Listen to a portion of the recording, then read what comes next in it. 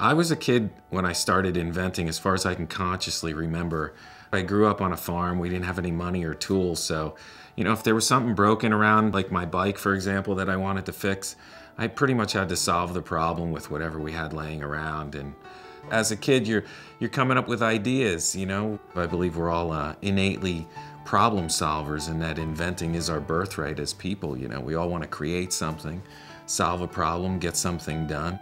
I think you can make it happen for yourself by asking the right questions. And those questions are, how can you solve the problem and how can you make it better? And I think if you ask those questions, looking at almost everything you see, you'll be on your way to unlocking a heck of a journey for yourself.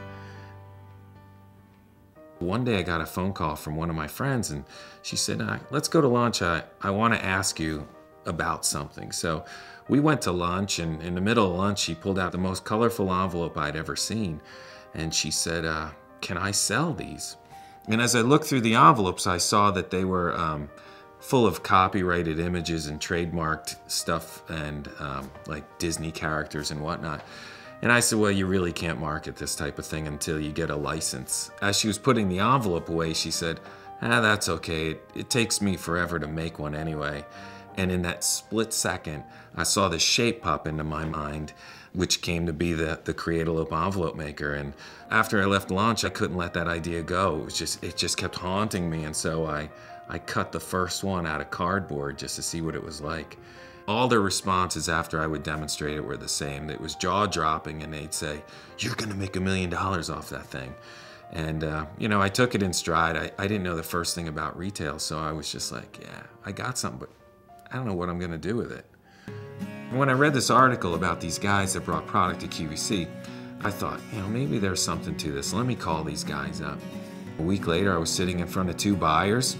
I did the demonstration, and the main buyer said, how fast can you produce 4,000 units? Just like this. And from almost no time flat, there I was sitting in front of QVC, and they wanted 4,000 pieces. I was just beside myself. It started to really be something that I believed could happen. So there I was. I had a successful product on QVC. I thought it was going to be a one-hit wonder. That's all I ever really wanted to do. I didn't have any experience in the crafting industry.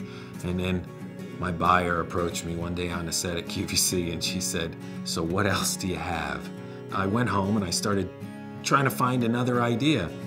And I came up with this idea to make gift bags. We arranged a meeting, and driving over to QVC, we sit down with the buyer and I present this idea, and the buyer's words were, I think we'll do a key launch. We'll take 25,000 of them. To put it in perspective, the first time we shipped 4,000 envelope templates to QVC, we filled 40 boxes that are the size of a stove that you would find in your house. That one order at QVC for the bag makers, 25,000 units, occupied 2,000 boxes the size of your stove. We got to QVC, we went on air, and we sold all of them. People aren't exactly sure what to do first. It's usually that when people come to me, they're just not sure what's their first step to take. I mean, it's a monumental task to take something that was an idea, manufacture it, get it in the right hands, and get that exposure. That's a pretty common thread.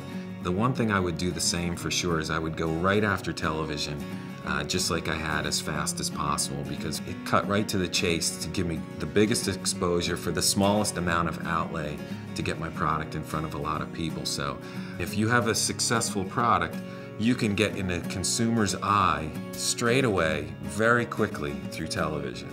And that might deter competitors from coming into your area of, wherever your strength is, whatever category your product is in.